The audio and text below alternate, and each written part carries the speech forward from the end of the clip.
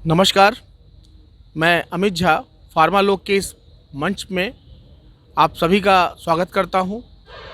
आज फार्मा लोग के कार्यक्रम के अंतर्गत ये हमारा चौथा कार्यक्रम है जिसका प्रथम एपिसोड आज रिकॉर्ड होगा। मैं बताना चाहूँगा कि इस कार्यक्रम का नाम है फार्मा दर्शन। जैसा कि नाम है फार्मा दर्शन, इस कार्यक्रम के अंतर्गत हम आप सभी को व्यक्ति विशेष जो हमारे फार्मा प्रोफेशन से जुड़े हुए लोग हैं उनके द्वारा किए गए विशेष कार्यों को फोकस करते हुए अधिक से अधिक उन कार्यों को जानने का प्रयास करेंगे और साथ में सर के द्वारा जो उनके कामों को लेकर के एक विस्तृत जानकारी हमें मिलेगी, उनसे निश्चित रूप से हम सीखने का प्रयास करेंगे कि हम और कैसे बेहतर कर सकते हैं। तो इस क्रम में फार्मा दर्शन के पहले एपिसोड में हमारे साथ उपस्थित हैं डॉक्टर सत्येंद्र राजपूत सर, जो कि विभागाध्यक्ष हैं institute of pharmacy, Gurukul Kangri विश्वविद्यालय हरिद्वार में। मैं सर का हार्दिक स्वागत अभिनंदन करता हूं फार्मा लोग के इस मंच पर। जैसा कि आज हम गंगा जी के तट पर बैठ करके इस कार्यक्रम का शुरुआत करने जा रहे हैं, इस क्रम में मैं सर्वप्रथम सर को आमंत्रित करूंगा यह बताने के लिए कि सर ने अपनी प्रारंभिक शिक्षा दीक्षा किस प्रकार की, उनका पारिवारिक पृष्ठभूमि किस प्रकार था। तो मैं आमंत्रित करता हूं आदरणीय डॉक्टर सत्येंद्र राजपूत सर को। धन्यवाद अमित झा जी।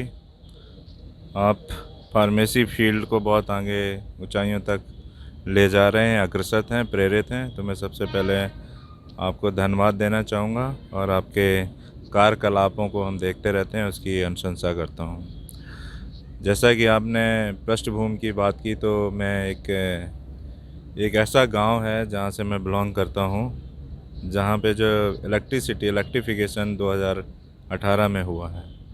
तो आप समझ सकते हैं कि कितना पिछड़ा और किस तरह से रहा होगा।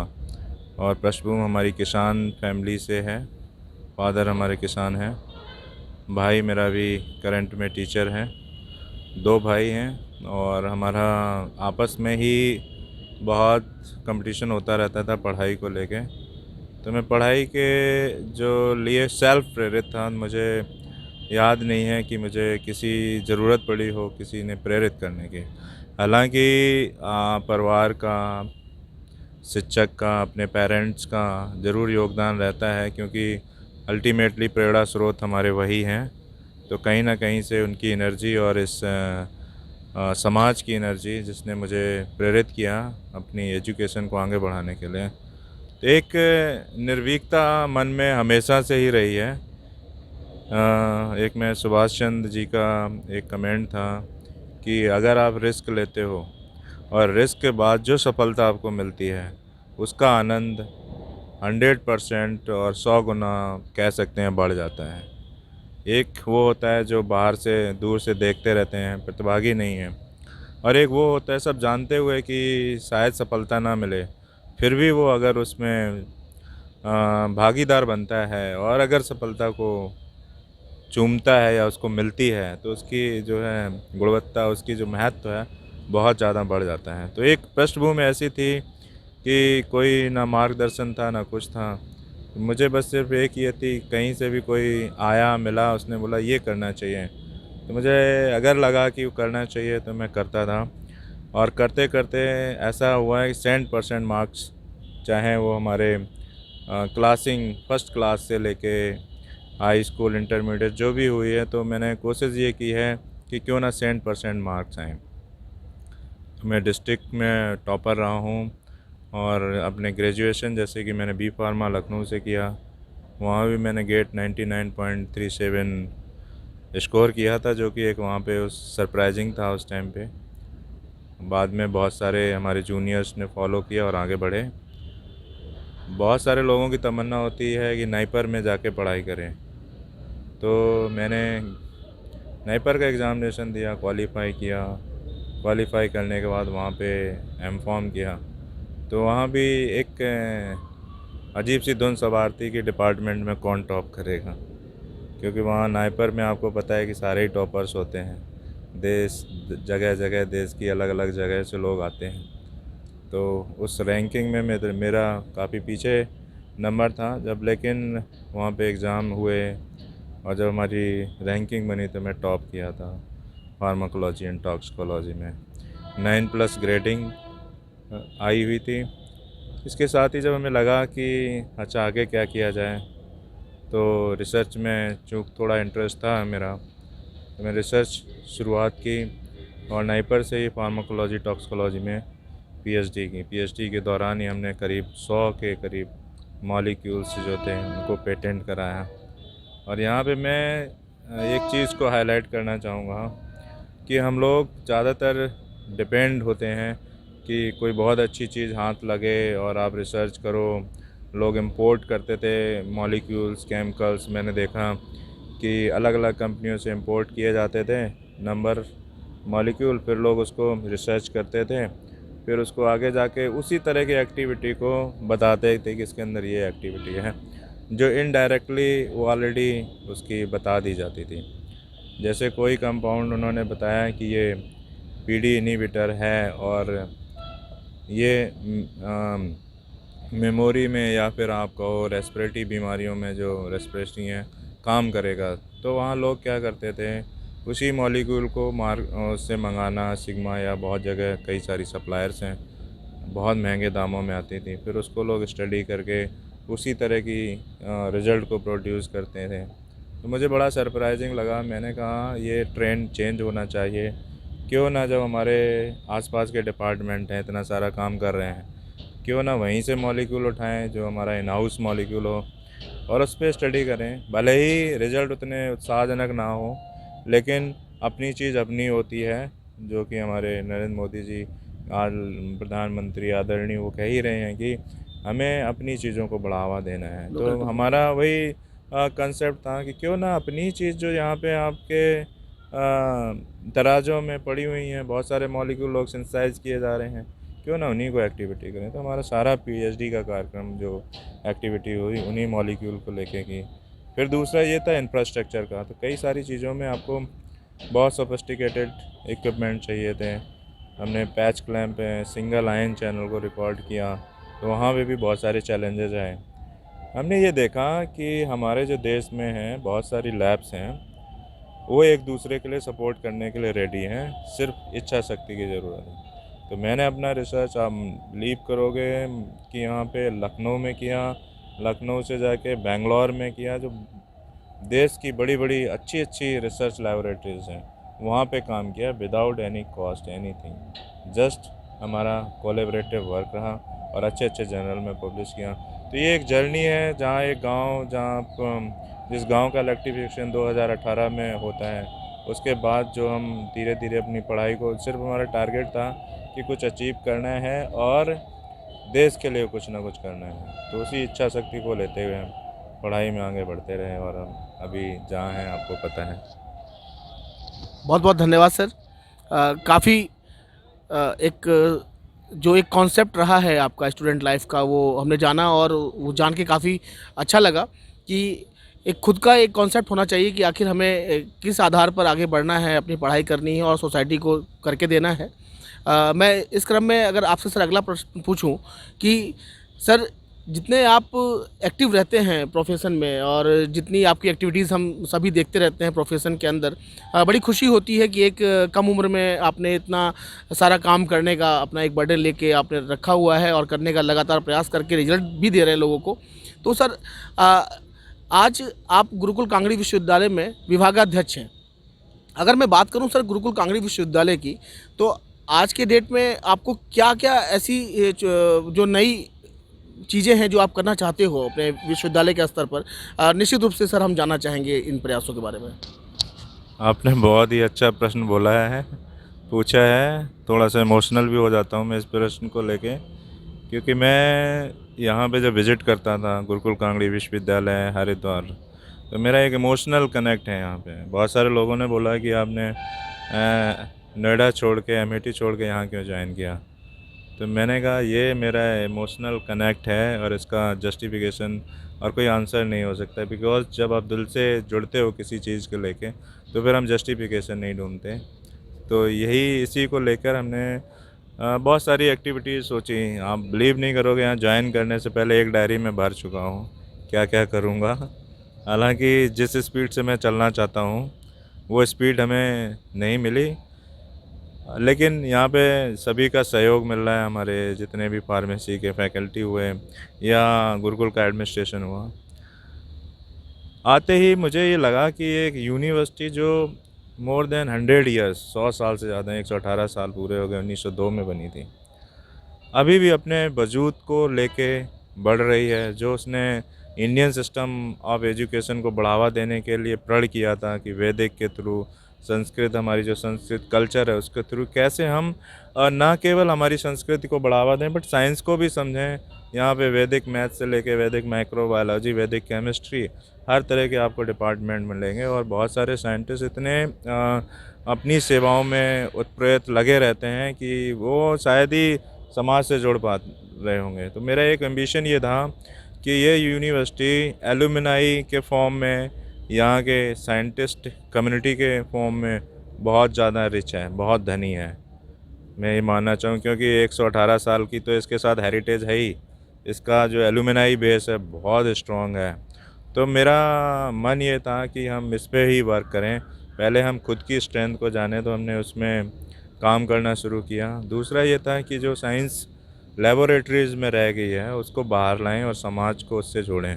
तो इस क्षेत्र में हमने काफ़ी सारी योजनाएं बनाई हैं और आपका तो फार्मालोक चैनल जैसे इस सेवा को दे ही रहा है, वैसे ही गुरुकुल संदेश नाम का एक हमारा चैनल है जिसके माध्यम से गुरुकुल में किए गए कार्य बहुत ही जल्दी आपको सरफेस पे मिलेंगे।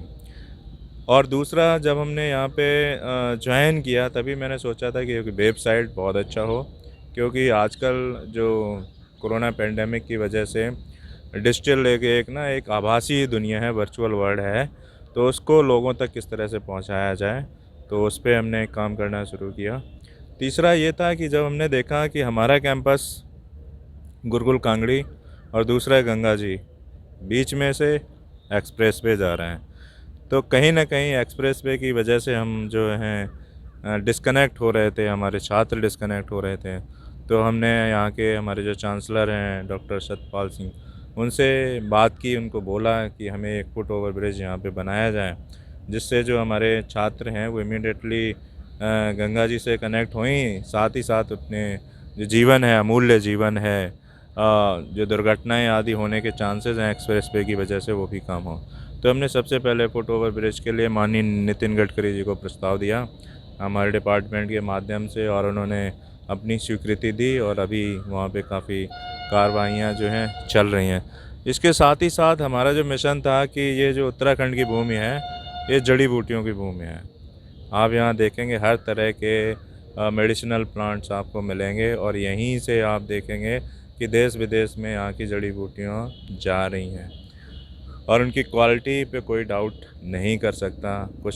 कुछ चीज़ें हैं जिस पे हमें वर्क करने की ज़रूरत है, बट जड़ी बूटियों की यहाँ की क्वालिटी पे कोई भी क्वेश्चन नहीं कर सकता। तो उनको हमने प्रमोट करने के लिए एक नर्सरी बनाया। देन नर्सरी बनाने के बाद हम किस तरह से उनके मेडिसिनल प्लांट को लोगों तक पहुँचाएँ, डिस्ट्रीब्यूट करें, क्या हम उनसे प्रोडक्ट बना सकते हैं। तो डिस्टिलेशन यूनिट की हमने बात करी, किस तरह से हम डायरेक्ट मटेरियल उनसे प्रोडक्ट बनाएं और सीधे मार्केट तक पहुंचाएं। तो इस प्रोसेस में हम काम कर रहे हैं और इसका ध्येय ये है कि यहाँ लोकल जो जनता है, जो किसान हैं हमारे, उनको ट्रेन करें और उनके स्तर को हम किस तरह से बढ़ाएं, उनको कैसे कैसे वो ज़्यादा से ज़्यादा अपनी इकोनॉमिक स्टेटा को बढ़ाएं, जिससे कि वो अपनी जो सेवाएं हैं देश के लिए दे सकें।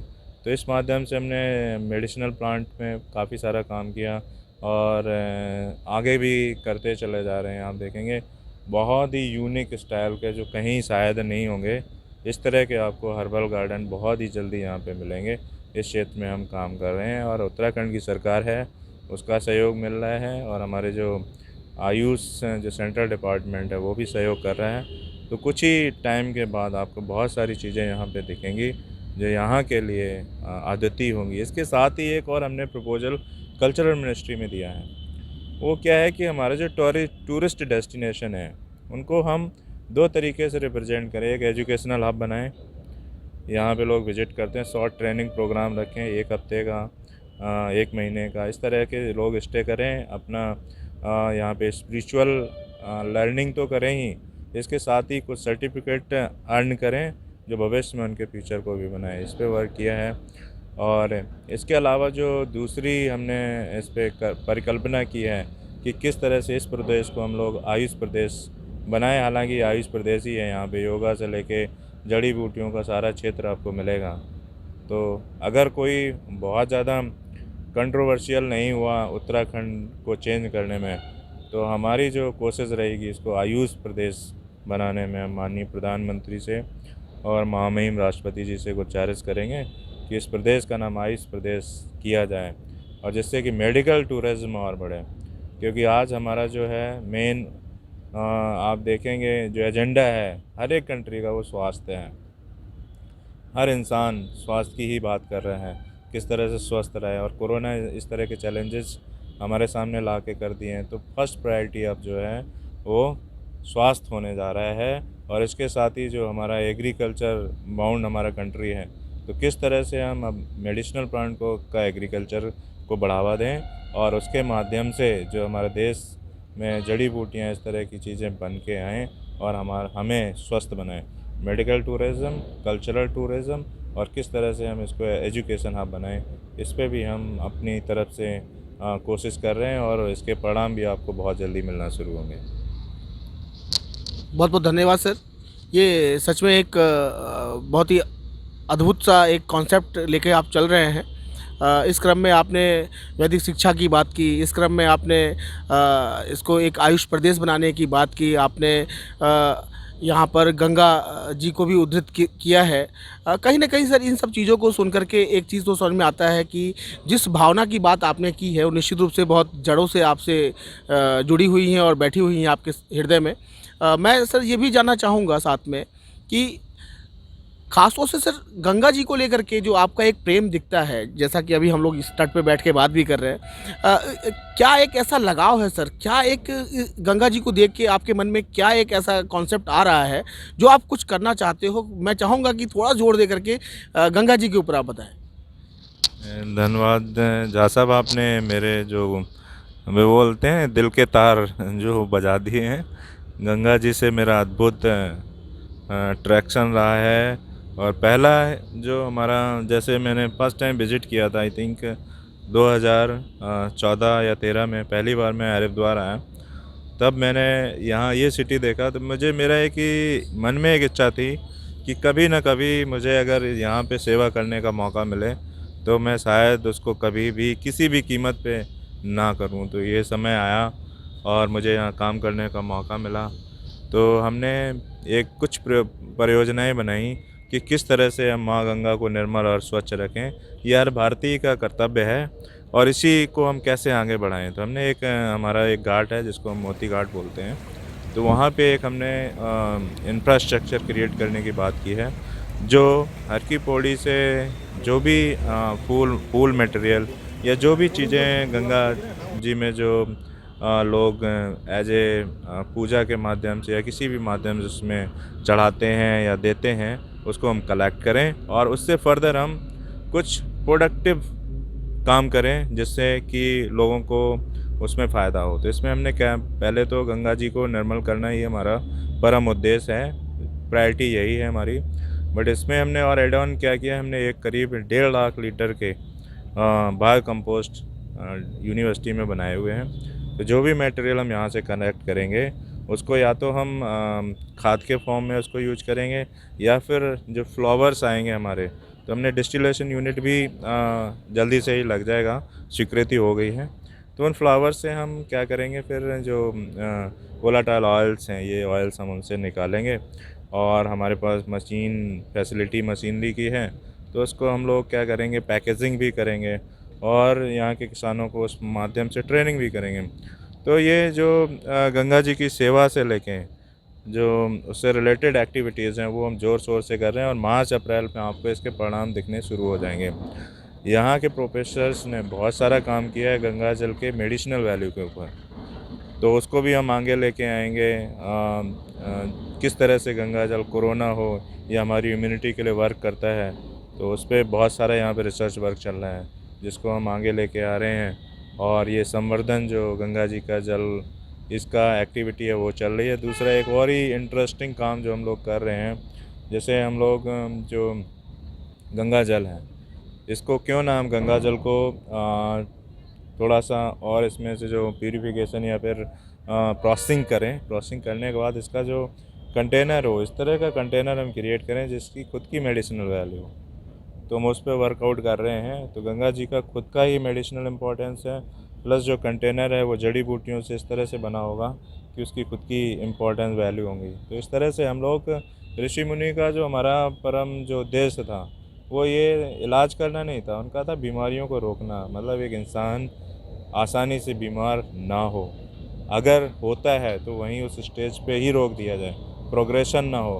अगर प्रोग्रेशन भी होता है किसी फॉर्म में तो उनको क्या करना है, उसकी लाइफ स्टाइल, उनकी क्वालिटी ऑफ लाइफ को ऐसा किया जाए कि वो अपने जीवन में जो उनका उत्तरदायित्व है उसको निभा सकें। तो ये हमें यहाँ पे गंगा जी प्रेरणा देती हैं और इनके माध्यम से हमें इतनी ऊर्जा मिलती है कि हम शायद इसमें कहीं रुकने की इच्छा ना है ना होगी। उनकी इन्हीं आशीर्वादों से हम तत्पर गंगा जी की सेवा में काम करते रहेंगे और यही हमारी इच्छा है। और हमारे साथ जो भी साथी हैं सबकी बहुत ही कहते हैं इतनी इतनी तीव्र इच्छा है कि इस क्षेत्र में जितना भी कंट्रीब्यूट करा जाए वो कम है। और आपको ये जान के थोड़ा हर्ष भी होगा कि गंगा का जल हमारे डिपार्टमेंट तक पहुंच रहा है और हमारे जो भी हम हर्बल गार्डन मेडिसिनल प्लांट जो भी लगा रहे हैं वहाँ तक हमें इसकी सप्लाई करना है। हर पेड़ तक गंगा जल मिलेगा, ये हमारा उद्देश्य है। बहुत बहुत धन्यवाद सर। ये काफ़ी अच्छा आपने जवाब दिया कि मैंने नोटिस किया कि आपने जितना गंगा जी को आध्यात्मिक रूप से लिया है उतना ही आपने इसको वैज्ञानिक रूप से भी करके देने का एक प्रण लिया हुआ है। और निश्चित रूप से सर ये कर्तव्य हर एक नागरिक का बनता है कि गंगा जी की स्वच्छता से स्वच्छता को कैसे बना के रखा जाए, ये हम सभी का कर्तव्य है। और इस दिशा में आपने जो साफ़ सफाई से लेकर के उनके जल में जो औषधीय गुण हैं उनका इस्तेमाल करने तक का जो एक पूरा प्रोसेस सोचा है, ये एक बहुत बेहतरीन स्टेप है। अगर सर हम बात करें अब कि क्योंकि उत्तराखंड स्वयं में एक औषधीय भंडार है, अगर आपसे ये पूछा जाए कि आप एक फार्मेसी फील्ड के शिक्षक हैं या रिसर्चर हैं या साइंटिस्ट हैं, तो निश्चित रूप से सर ये भी प्रश्न बनता है कि क्या आपने ऐसा कुछ सोचा है कि फार्मेसी को किस प्रकार से आयुर्वेद से जोड़ना है? जी जी, धन्यवाद अमित झा जी। यही एक प्रश्न है जो सबको ही उत्साहित करता है, क्योंकि फार्मेसी एक ऐसा फील्ड है जिसमें आप इंजीनियरिंग से लेके हर तरह की स्टूडेंट को ट्रेनिंग दी जाती है। हर तरह की ट्रेनिंग आप किसी भी हर्बल से लेके हर तरह के ट्रेंड है। तो कैंडिडेट जो फार्मेसी का होता है वो हर माध्यम से ट्रेंड होके आता है। अब आती है बात हम किस तरह से उस कैंडिडेट का यूटिलाइज करें या कैंडिडेट अपनी सेवाएं किस तरह से दें। तो एक लिमिट जो हमने सेट किया है वो एस्पिरिन डिस्पिरिन पैरासीटामोल बनाएगा, यही नहीं है। बहुत बड़ा क्षेत्र है और हर्बल में तो मैं कहता हूँ कि इतना ज़्यादा बड़ा क्षेत्र है, अगर फार्मेसी स्टूडेंट्स सोचने ही शुरू कर दें तो पता नहीं कितना वो पैराडाइम शिफ्ट ला सकते हैं। इसमें इतना ज़्यादा स्कोप है।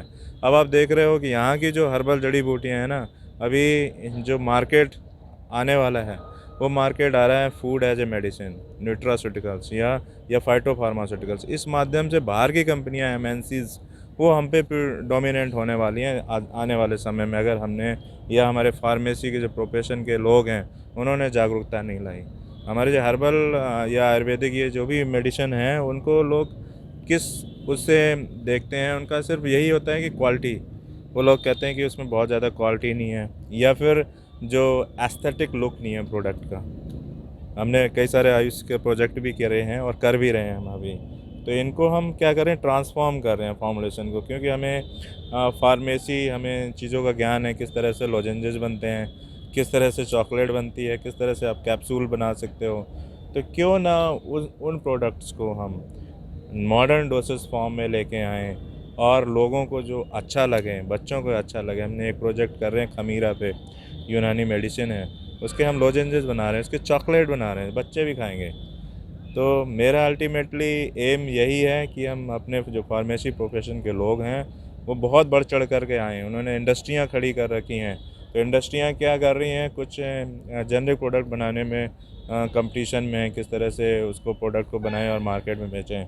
मेरा उनसे आह्वान यही है कि आप अपने रिसोर्सेज का 10% अगर यहाँ की जड़ी बूटियों को प्रमोट करने में लगाएं और जो जो प्रोडक्ट बना रहे हैं उनके अंदर क्वालिटी लाएं और लोगों को एश्योर करें कि इनके अंदर जो इम्प्योरिटीज़ लोग बोलते हैं हैवी मेटल्स या ट्रेस मेटल्स इसमें हैं, उनकी संभावनाओं को रिड्यूस करें, तो मुझे नहीं लगता है कि वर्ल्ड में जो हमारा देश है कहते हैं ना कि लीड करेगा, तो जो विश्व गुरु है इसमें तो बहुत जल्दी बनेगा। फ्रेंड, कोरोना काल में आपने देखा कि माननीय प्रधानमंत्री का आह्वान पे बहुत सारे मेडिसिन देश विदेश में यहाँ से पहुँचाए गए। इसी क्षेत्र में जो हमारे काढ़ा थे, आयुष के काढ़ा, वो प्रोड्यूस करे गए।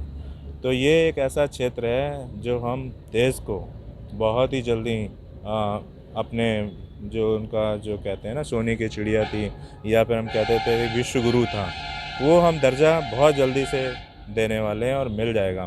तो हमारे फार्मेसी प्रोफेशन से यही आह्वान है कि जो आपने सीखा है उसको नेचुरली आप अपनी स्किल्ड को उसी में यूज करिए, बट 10% आप स्किल्ड को अपने देश के लिए भी लगाइए और आप बिलीव करेंगे कि बहुत जल्दी से हम ट्रांसफॉर्म करने वाले हैं हेल्थ एजुकेशन। धन्यवाद sir.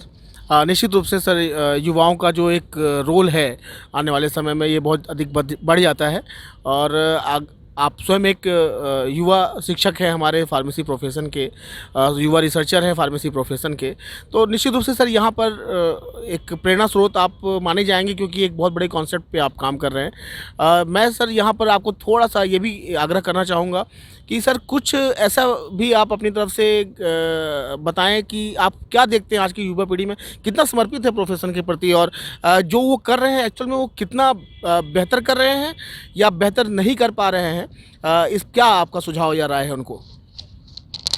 Thank you Amit Jha ji. मैं क्या कह रहा हूँ कि जो आज की परिस्थिति है अगर हम उसको देखें, कहीं ना कहीं इसका उत्तरदायित्व हमारा भी है और हमारे जो करंट जनरेशन में पेरेंट्स हैं उनका भी है। एक इंटीग्रिटी जो है उसकी हम कहीं ना कहीं कमी देखते हैं, चाहे वो आपके एजुकेशन में हो चाहे वो प्रोफेशन में हो।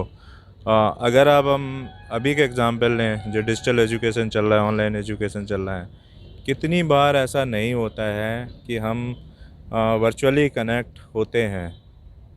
वर्चुअली मीन्स फ़ोन तो कनेक्ट है, आप कनेक्ट नहीं हो, ठीक है। जो सोशल डिस्टेंसिंग की बात कर रहे हैं तो सही में वहाँ पे आप अगर डिस्टेंसिंग में हो, और कितनी बार ऐसा होता है जब हम एज ए पेरेंट्स बच्चों को बोल देते हैं कि बेटा आप तो ऑनलाइन कनेक्ट हो, नोबडी टीचर विल सी कि आप कनेक्ट हो, चलो ये काम कर लो। इस तरह की जो वर्चुअल एथिक्स हैं, इंटीग्रिटी है, वर्चुअल इंटीग्रिटी है, बहुत बड़ा क्वेश्चन ये आ रहा है, ना केवल फार्मेसी प्रोफेशन में, ये जो है गवर्नमेंट ऑफिशियल या जो भी हैं, ये एक बहुत बड़ा एक मेजर इशू आ रहा है।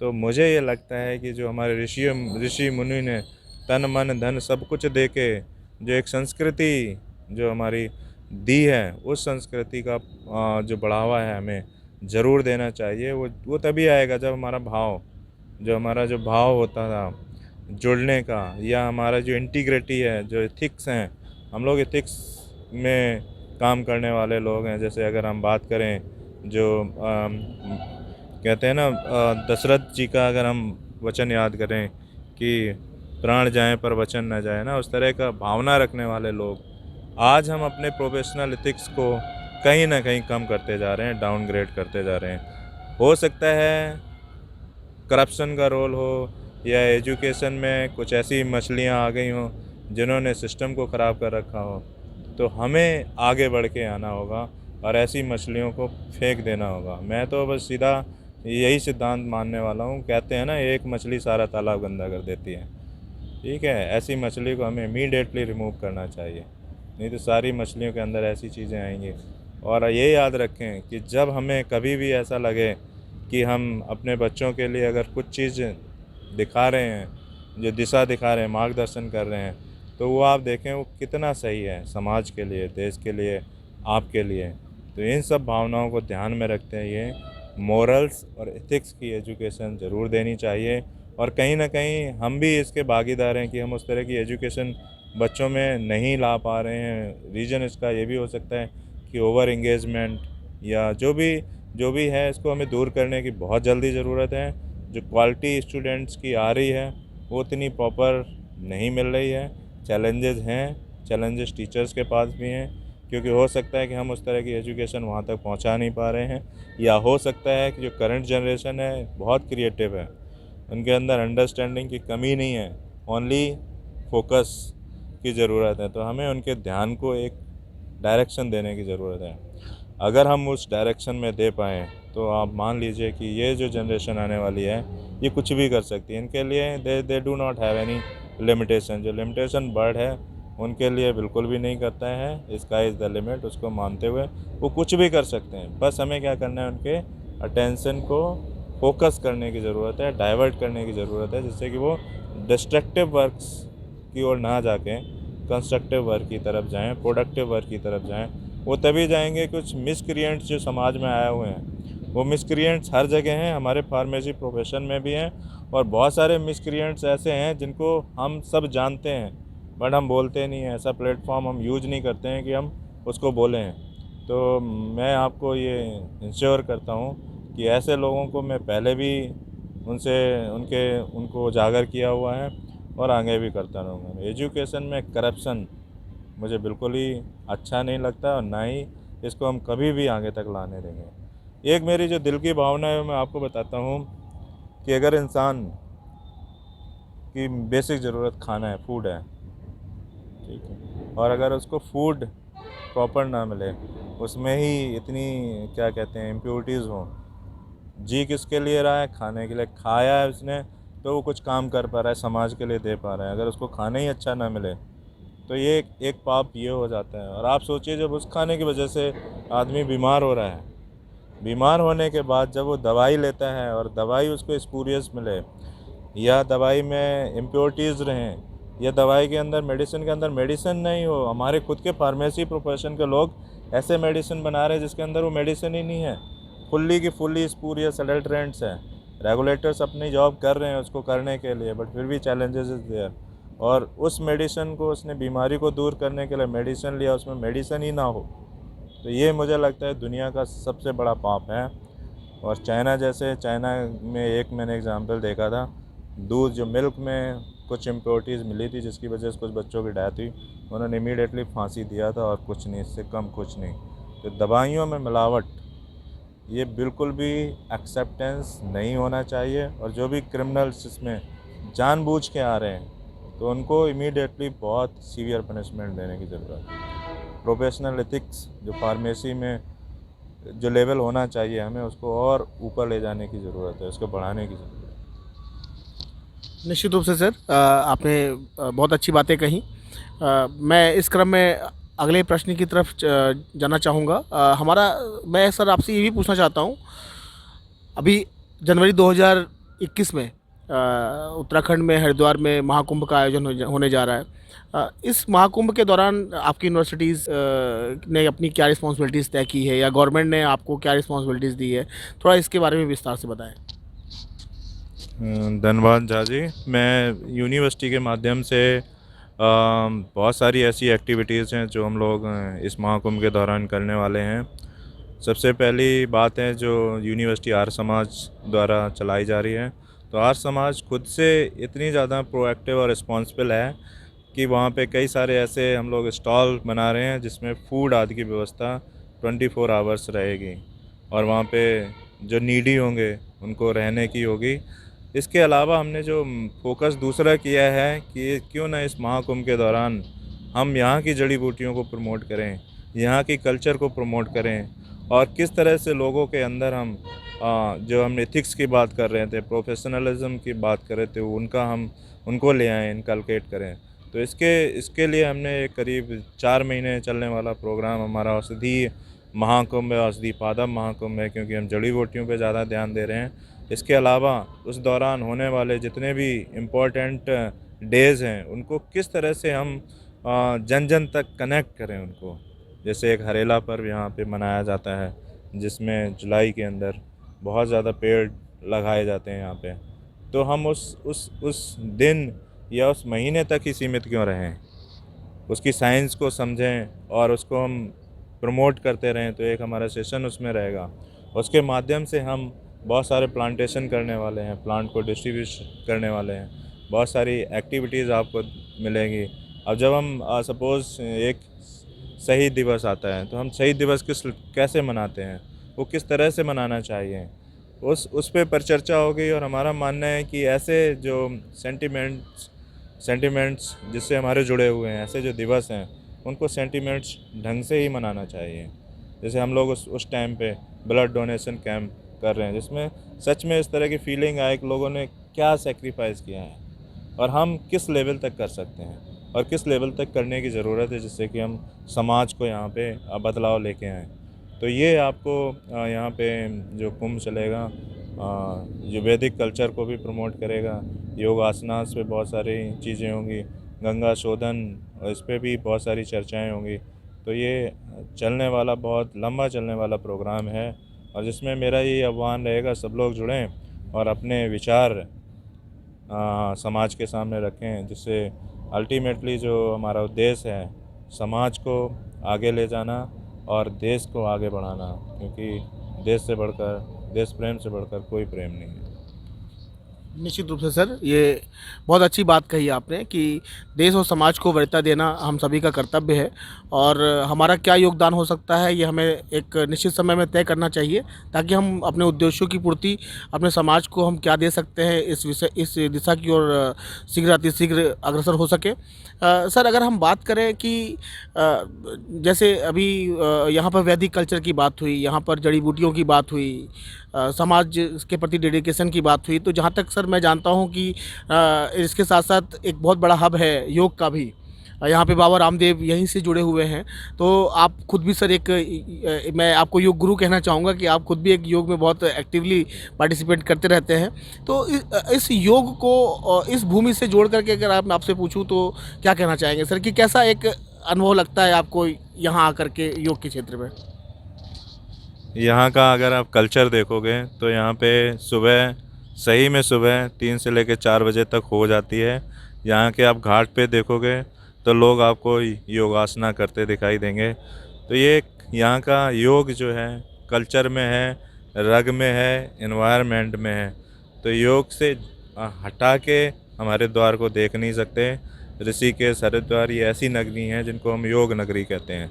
तो यहाँ पे बच्चा बच्चा, जैसे कहते हैं बच्चा बच्चा राम का, तो यहाँ पे बच्चा बच्चा योग का है। हर बच्चा यहाँ पे योग करता आपको दिखेगा, और ये समाज में बहुत अंदर तक जा चुका है। ये बहुत अच्छी बात है कि सुबह 4-5 बजे उठ के जब भी हम घाट पे यहाँ पे विज़िट करते हैं, गंगा जी घाट पे, तो ये लोग योग करते दिखाई देते हैं। उसको ही हमने माध्यम मान के एक जो योगासना चैम्पियनशिप है, लास्ट ईयर हमने जून में किया था और अभी हम ये कर रहे हैं। तो उसका मुद्दा ही यही है, किस तरह से हम लोगों को जोड़ें, और लोग योग से, नेचर योग का मतलब ही जोड़ना है। तो मुझे नहीं लगता कोई भी किसी भी एज का हो योग से भागेगा। योग से लोग अब खुद ही जुड़ना चाहते हैं। पहले ये होता था कि लोग एक एनवायरनमेंट ढूंढते थे योग कहाँ किया जाए, ठीक है, वो एक सेक्लूडेड सा प्लेस या रूम या कहीं उस तरह से एक भावना रहती थी। अभी आप ऑफिस, दफ्तर, कहीं भी आप जाइए, एयरपोर्ट, हर जगह आपको ऐसे ऐसे जगह पे लोग योग करते हुए दिखाई देंगे। नेचुरली ये हमारी कल्चर है योग, और इसको हमें बढ़ावा देना ही है, ये हमारा परम कर्तव्य है। और योग ने देश ही नहीं पूरी दुनिया को जोड़ा है। और वैदिक कल्चर का जो नमस्ते है, आप आज जिनको वैदिक कल्चर का कुछ भी पता नहीं है, उनको नमस्ते और योग का पता है। तो ये हमारी हमारी संस्कृति है, इतनी इतनी सुदृढ़ है। मतलब किस लेवल तक हम लोगों ने इस कल्चर को बचा के रखा है। इतने अटैक हुए, इतनी हमारी जो लिटरेचर है जला दिया गया, फिर भी हमारे ऋषियों मुनियों के अंदर एक इच्छा थी, तमन्ना थी कि हम इस ज्ञान को कभी मिटने नहीं देंगे। तो उन्होंने क्या, लोगों ने ऋग्वेद, यजुर्वेद याद कर लिए, मनन कर लिए। और जो पतंजलि योग सूत्र की आप बात करें, योग सूत्र की, तो उन्होंने इस भाषा में दिए हैं। लोग जो हैं, जो दूसरे कल्चर के लोग हैं, या फिर जो ऐसे लोग जो डिस्ट्रॉय करने की इच्छा रखते थे, उन्हें समझ में ही नहीं आए कि एक्चुअली में ये क्या चीज़ है। ऐसे ऐसे सूत्र बनाए गए जिसको लोगों ने डिकोड किया, समझा, और उसको हम लोग कर रहे हैं। तो योग हमारे जीवन में है, हमारे लाइफ स्टाइल में है। योग एक जीवन की कला है। तो यहाँ पे ये जन जन में है। आप अभी देखिए गंगा घाट पे लोग यहाँ पे घूमते हुए दिखेंगे, योग करते हुए दिखेंगे।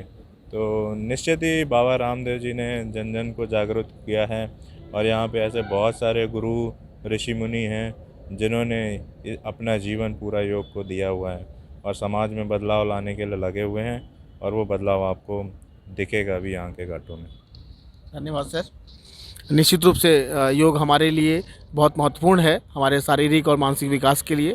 सर, अगर हम बात करें उत्तराखंड की, खासतौर से हरिद्वार क्षेत्र की, तो जितना ये वैदिक क्षेत्र है, जितना ये योग क्षेत्र है, उतना ही ये निश्चित रूप से हमारे फार्मा इंडस्ट्री का भी बहुत बड़ा एक हब है, जो कि तमाम सारे इंडस्ट्रीज़ को अपने में समेटे हुए है। तमाम सारे यहाँ के प्रोडक्ट पूरे भारत और पूरी दुनिया में जाते हैं। अगर इस क्रम में सर हम ये पूछना चाहें कि फार्मा इंडस्ट्रीज़ का जो एक स्वरूप है, वो आपको कैसा महसूस होता है यहाँ आकर के, कि ये यहाँ कैसा है और बाकी अन्य जगहों में क्या तुलना अगर करें तो? यहाँ पे एक चीज़ तो आप कहीं भी देखेंगे कि यहाँ पे एक सेवा भाव है लोगों के अंदर और लोग जो भी यहाँ पे बहुत सारी एमएनसीज़ हैं, सिडकुल एरिया है, यहाँ का इंडस्ट्रियल एरिया बहुत बड़ा है जहाँ पे हंड्रेड्स इंडस्ट्री हैं यहाँ पे जो मेडिसिन्स बना रही हैं। तो उनका एटलीस्ट एक कमिटमेंट जो मुझे दिखता है वो है क्वालिटी है पे कोई कंप्रोमाइज़ नहीं है। और दूसरा है जो मेन उद्देश्य फार्मा इंडस्ट्री का रहता है, ये मेडिसिन देना, लोगों तक पहुंचाना और आगे बढ़ाना। तो यहाँ पे सेवा बहुत ज़्यादा दिखाई देगा। स्वदेशी जैसी बहुत सारी यहाँ पे ऐसी फर्म हैं जो यहाँ के प्रोडक्ट को बना रही हैं और यहाँ के लोगों को रोज़गार भी दे रही हैं। तो मैं बस यही कहना चाहूँगा, यहाँ की जो प्रोडक्ट्स हैं उनकी क्वालिटी में कोई कमी नहीं है। लोगों की जो सोच है वो बहुत अच्छी है, क्योंकि कहीं ना कहीं एक एनवायरनमेंट अगर पॉजिटिव होता है, उस एनवायरनमेंट का इम्पैक्ट हर किसी पे पड़ता है। तो उस इम्पैक्ट को हम यहाँ की इंडस्ट्री में ईज़िली देख सकते हैं। Thank you sir. अब मैंने आपकी इतनी सारी बातों से ये देखा, ये सीखा, ये जाना कि एक समाज में शिक्षा, फार्मेसी शिक्षा से आप जुड़े हुए हैं और फार्मेसी शिक्षा को आपने कितनी खूबसूरती के साथ वैदिक शिक्षा से जोड़ दिया, आपने आध्यात्म से जोड़ दिया, आपने इंडस्ट्री से जोड़ दिया।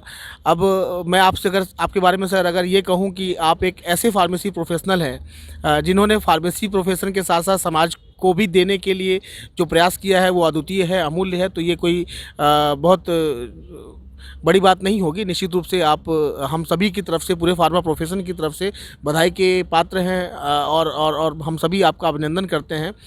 सर, आप व्यक्तिगत रूप से अगर आपके इंस्टीट्यूट की बात की जाए तो अभी आपने अपने यहाँ पर हमने देखा आपके यहाँ काफ़ी सारे डेवलपमेंट्स हुए हैं और बहुत अच्छे अच्छे लैब्स हैं आपके पास, बहुत अच्छे अच्छे इंफ्रास्ट्रक्चर आपने तैयार कर लिए हैं। तो अगर शिक्षा के स्तर पर पूछा जाए तो सर आप अपने कॉलेज के विषय में बताएं कि कॉलेज के अंदर से अपने विद्यार्थियों के लिए आप क्या विशेष करने की सोच रहे हैं? जो हमारा परम उद्देश्य विद्यार्थियों के लिए है वो स्किल ट्रेनिंग है। विद्यार्थी खुद से यहाँ पे प्रोसेस को फील करें, ट्रेन करें, इन्वॉल्व हों। तो उसके माध्यम से हमारे पास machine room, HPLC room, UV सभी जो इक्विपमेंट हैं मोस्टली हमारे पास अवेलेबल हैं और अभी हम उनको अपग्रेड भी कर रहे हैं, जिससे कि हमारा उद्देश्य यही है कि बच्चे खुद से स्किल सेट डेवलप करके जाएं।